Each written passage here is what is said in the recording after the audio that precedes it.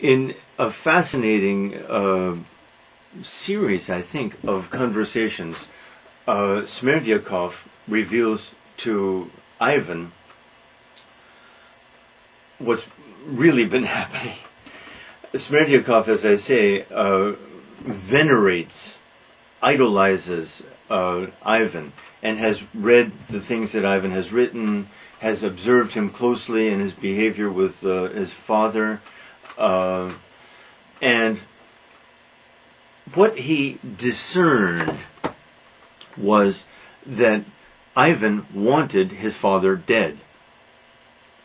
And so he basically he is the little spiteful, mean creature who is inside Ivan, and the glorious intellectual, the refined scholar and thinker, that's only a veneer, an outer cover, a facade, because inside is Smerdyakov. That's what Dostoevsky is saying, and it's very, there it is. So such intellectualism is only a mask. Wherever it appears, Dostoevsky is saying. And he knows pretty well. It's hard to argue with Dostoevsky, I think. But anyway. So Ivan is horrified to find that, first of all, Smerdyakov can feign, can simulate epileptic seizures whenever he wants. He can go into this act and it looks like a real one. That night, he did just that. He feigned the seizure. Then, when Grigory was so badly wounded, Marfia, his wife, had to, that's it, Marfia was distracted because she had to take care of Grigory. And so Smerdyakov was left alone, and he decided to take advantage of this opportunity. He sneaked into the house, and when Feodor's back was turned, this is allegedly his father, though a bad father, Smerdyakov hit him from behind and killed him. So, Smerdyakov knew that he would get away with this, number one, because everyone thought that he was hopelessly unconscious in bed. Two, because everyone knew that Dmitri had been there and had struck violently Grigory, hoping that he was hitting his father. Perfect. And three, for Smerdyakov, he was doing exactly what Ivan wanted him to do. Ivan was horrified to discover this, disgusted, tried to argue with Smerdyakov, and that is an amusing picture, and Ivan arguing with a Smerdyakov, and Smerdyakov has perfect answers, rebuttals of everything Ivan, the great intellectual, says. Now Ivan's really in despair, because what he's really being told is that in fact Smerdyakov says it, Ivan, you killed your father. Dmitri didn't kill your father. You did. Whoa! And Ivan must admit, it's true. It's true. And so he's disgusted to find this fact. He's disgusted that it's a Smerdyakov who must school him, if you understand, who must be his teacher. A Smerdyakov is teaching, and Ivan? My God. Inconceivable. Okay, so now Ivan is really in despair, but he also realizes let's say, a debt that he owes his brother, because he can't let his brother go to death for this crime that basically Ivan, committed. Though if Ivan had gone to the police and said, it was I who killed my father, well, not really I, but Smerdyakov, right? They would have thought he was insane. What? You killed him, but you didn't kill him? Well, did you pay Smerdyakov money? No. Did you tell Smerdyakov to kill him? No. Did you somehow, how are you guilty? I mean, that's absurd.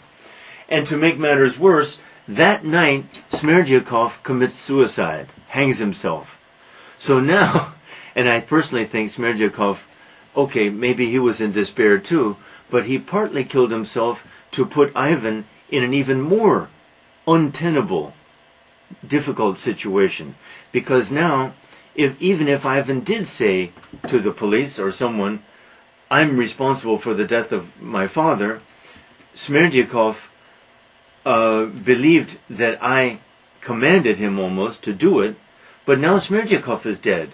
So no one can confirm or deny anything Ivan would say, and the story would be so preposterous, so absurd, and Ivan is sane enough to know that. Ivan becomes deathly ill. A 19th century kind of a deus ex machina, that is, a gimmick that authors use, especially Dostoevsky, is this, quote, brain fever. Whenever needed, his heroes suddenly fall into brain fever. Well, this is overheated, kind of a nervous breakdown, really. Delirium, talking in sleep. High fever, dangerous. Ivan falls into one of these. Raskolnikov in Crime and Punishment seems often to fall into these brain fevers. But okay, so Ivan becomes very sick, tormented soul that he is. Noble, yes, but the roots of his nobility are really, in Dostoevsky's opinion, his own intellectual pride, his refusal of God. And in Dostoevsky's opinion, if his intellectual pride were not so great, Ivan's, it really is an interesting thing. I'm sure Dostoevsky thought of this too, to put a Zossima and an Ivan in a room together. But really it would be the same as the Christ and the Grand Inquisitor. It would be the same. That is, the Grand Inquisitor would do all the talking, Ivan would do all the talking. Christ would listen, smile, lovingly, gently. Zossima, the same. What can you do? One subplot that I want to tell you about. A little boy, Kolya. Now, here's a Russian family. Kolya's father had been a soldier, I think, but had been dismissed for drunkenness or something, had been humiliated. And his humiliation had been felt so deeply by little Kolya, little 8-year-old boy, who is lame, I think, has some physical disability, maybe is dying, little 8-year-old boy. And his humiliation, because he loves his father powerfully, his humiliation is so deep that he's angry. He's very angry at his father, but he doesn't express this anger openly to his father. But when the other little boys, like little monsters that they are, make fun of, taunt little Kolya, Kolya tries to fight back bravely. Although he's outnumbered, they're bigger than he is. He's a brave little soul. And gradually, the boys have come to respect him. He's dying. So one day, Alyosha is walking through the streets, and Kolya, who is like a little Ivan in a way, he's angry. He's angry at God. Throws stones at Alyosha. And Alyosha, saint that he is, stands there smiling. Why are you doing this? And the stones are not small, they're big, and one of them hits Alyosha in the head. But Alyosha staggers, almost falls, because it hurt, and blood. But still he stands forgiving, Christ-like. Ivan gets to know this family. The novel ends. I think some people think that it's unfinished. I don't know the details on this. It ends kind of inconclusively, but it ends on this story. We have gotten to know this family through the novel in various chapters. The poor drunken father who is tormented by guilt, his tormented love for his little son, his son's tormented humiliation and pain, these high, powerful emotions, this Russian emotionalism, let's call it, intense, so passionate, my God. And if you listen to their music, you believe it. What music is more passionate than Russian music, especially the folk music, the religious music, not the symphonies and all that crap, in my opinion, but the religious music, those chorals, those Russian all-male chorals, wow, there's nothing like it. Anyway, so the end of the novel has Alyosha with Kolya's family. He has kind of become like a member of their family. Alyosha has also Catherine kind of loves Alyosha. So Catherine, engaged to Dmitri, loved and adored by Ivan, and somewhat attracted to Ivan. Ivan, with her, is at his best. And now, loving herself, Alyosha. But at this point, the novel kind of becomes allegorical. And I'm going to explore for a minute this idea. An allegory, remember, a kind of symbolic story. These four brothers, wow, I'm glad I've done this. The four brothers, four aspects of a human being, Dostoevsky himself maybe, the father also though, and what do I mean? Maybe I lost a thought I had. I'm sorry, I've never had it before. Anyway, Alyosha becomes very friendly with Catherine, and he has left the monastery out of respect for it. Oh, Zossima, I've got to tell one other thing. Zossima dies soon after the family meeting in the at the end of the first quarter of the book, maybe. And everyone is in the monastery, everyone is expecting a miracle, because Zossima was so venerable, so holy. He was a miracle himself. There's a couple of other things I can tell. How much should I talk, Dr. Shin? Whatever it takes. Okay. In the monastery, there's another monk, Father Ferrapont. Ferrapont is a monk who specializes in asceticism. He's broken all records for asceticism, fasting, staying awake for days and days, fasting for days and days. He lives apart from the monastery because he thinks the rule of the monastery is too soft. He's a champion of monasticism in its most extreme forms. But he hates Zossima. Interesting. Because Zossima, of course, is not a very ascetic man. But let's remember, Christ seems to have disapproved of extreme asceticism himself, breaking rules all over the place. Christ's impatience with the Pharisees, the scribes, and the Sadducees, which is or should be a big problem to Christians, should be a huge problem. It's ignored. Christ, the gentle, the mild, forgiving all sinners, has no mercy for the scribes and Pharisees and Sadducees. Vipers, woe to you, has no patience, no mercy apparently for them. They will be in hell. What? The scribes and Pharisees will be in hell, and in the first place, Christ can't be merciful and forgiving toward them? It's a problem, I think, that Christians have to deal with, and I don't know how it can be dealt with, really. This anger in Christ in the first place, anger at the scribes and Pharisees and Sadducees, unrelenting anger. Okay. back to our story. Father Ferrapont, then, is another example of pride.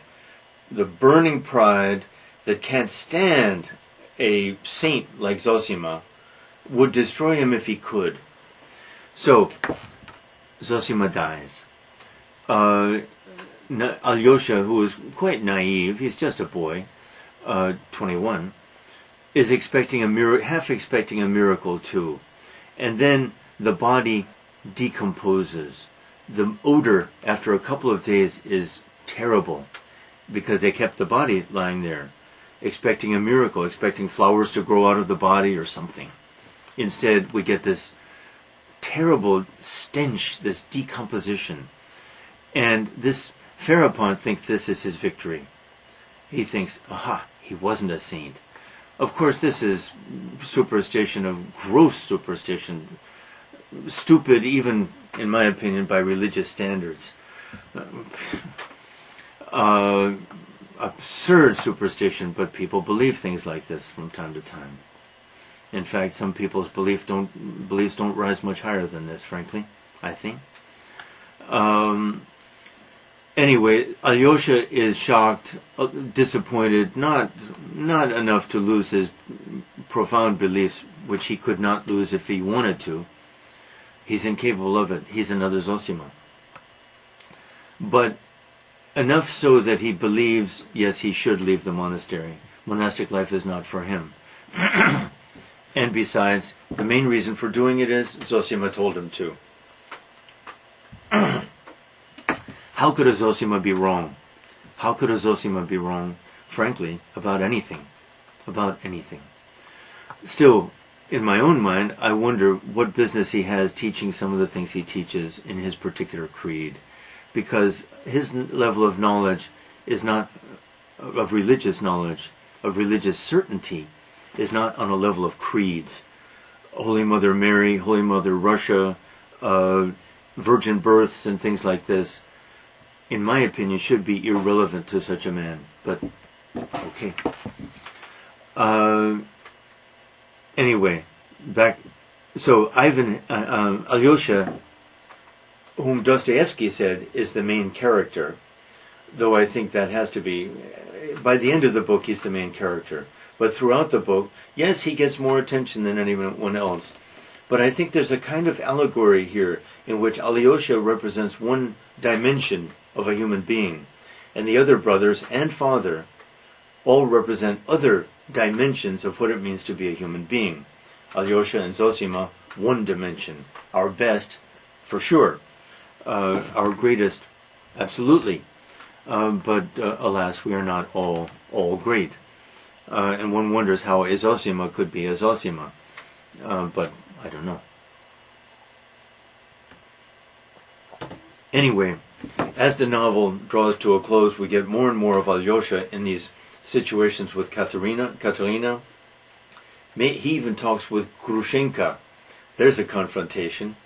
But in the meeting with Grushenka, what emerges is Alyosha's increasing sense of his own sensuality.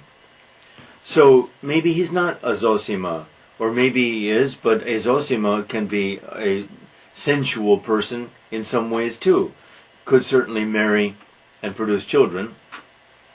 In Russian Orthodoxy, I think the priests can marry and have families, just like rabbis can, just like Protestant clergymen can. Interesting. Okay, so the final note of the novel shows us Alyosha with little Kolya's family. It's clear that the little boy is going to die, but Alyosha is there to reassure people that he's dying happy. I guess that's it. The novel ends with the little boys all screaming. God, it's so moving, I'm sorry. Screaming, hooray, Alyosha! Hooray, Karamazov!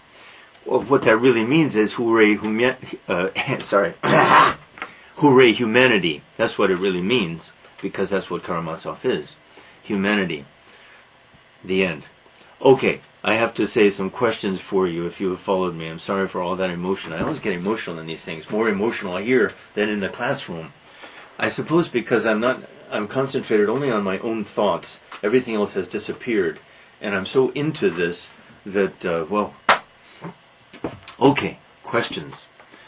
A basic question would be, in what sense is this novel an allegory? And what I mean by that is what I was just saying, that each of these brothers and the father is a dimension of what it means to be a human being. And we get this vast range. We get this range from Alyosha to the father and Smerdyakov. And of course, these are dimensions of all of us, unmistakably. Who would deny it? And the novel raises some big questions like that, but is happy to raise them and leave them unsolved.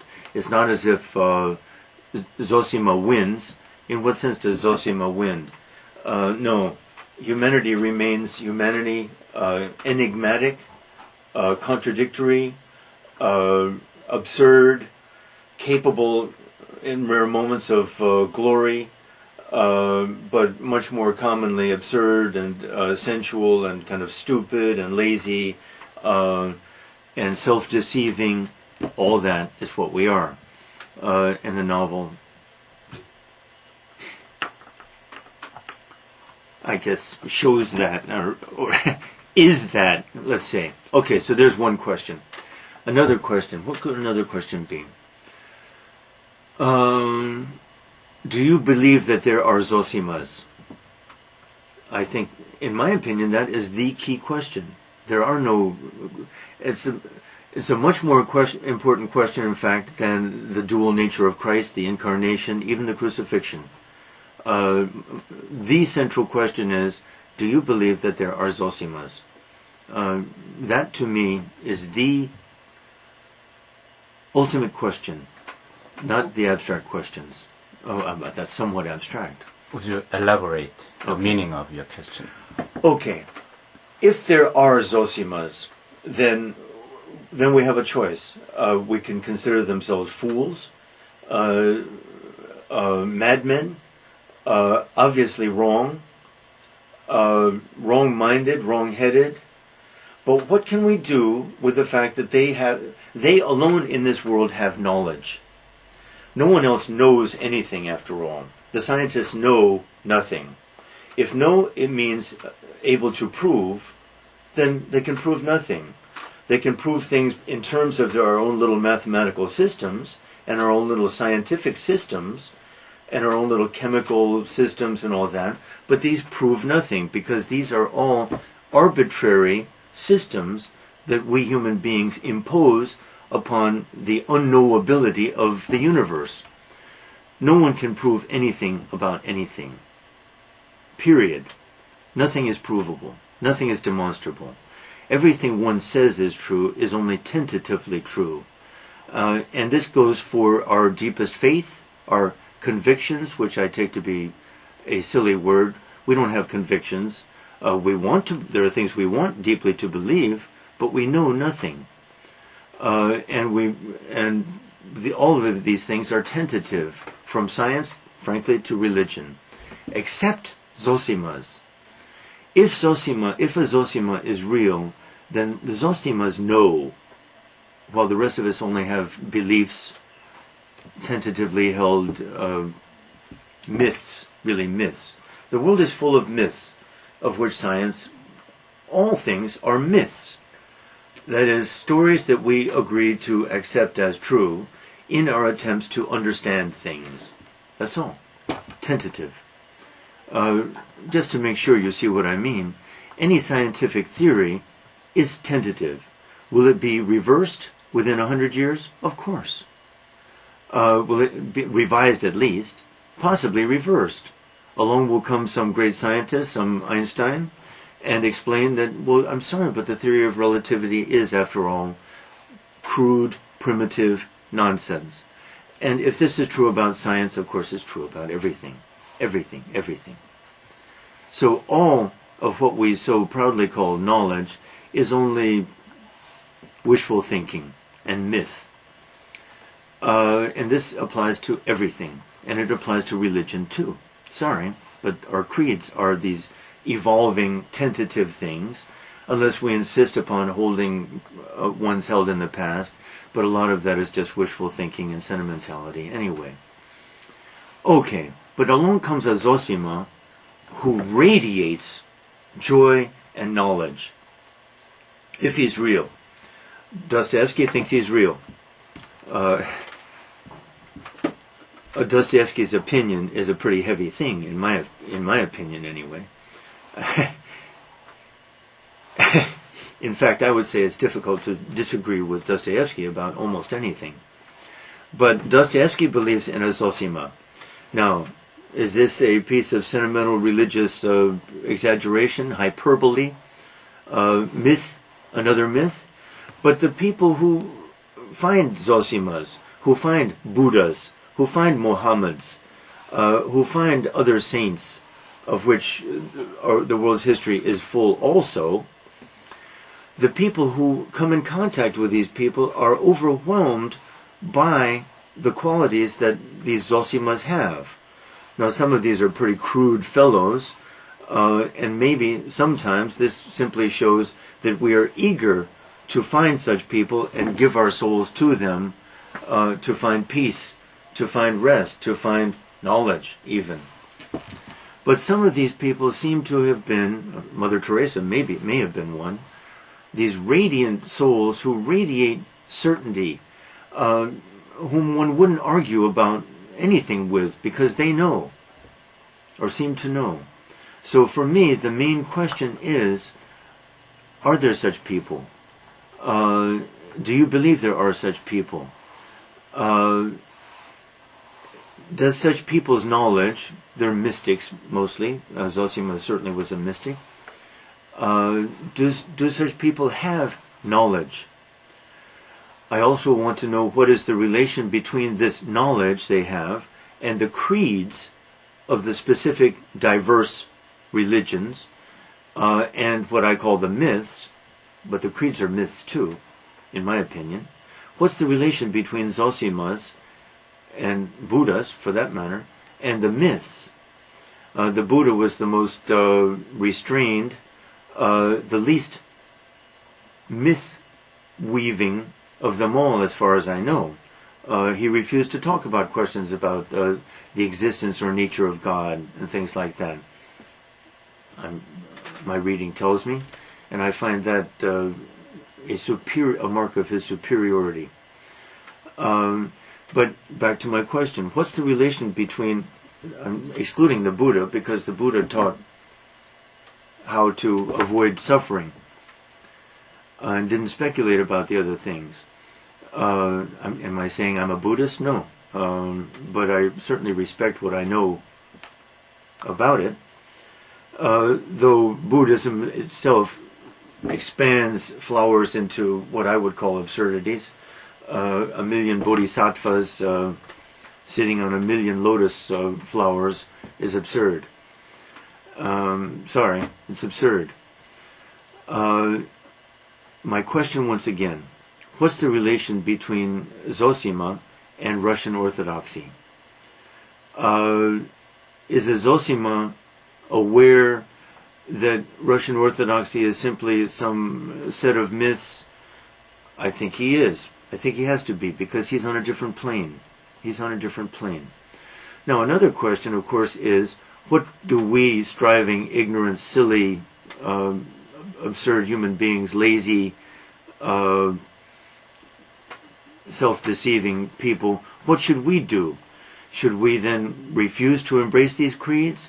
Or do we find a home in these creeds, but if we think, keep a corner of ourselves aware that these are all, after all, very arbitrary, and I think ultimately silly, most of them, myths, both the religious stories and especially the doctrines and teachings, the creeds that we weave around the religious stories. which are often enough contradictory to the stories, by the way. Lots of problems there. Your question are those two once again. First, discuss the allegory, and I consider that important mainly to force you to become familiar with this term allegory, because allegory is everywhere in significant literature. You could almost say that where allegory isn't, the literature isn't significant. Second question, do you believe in the Zossimas of the world? And if so, what is the relation of the Zossimas to the creeds that they themselves apparently embraced? Okay.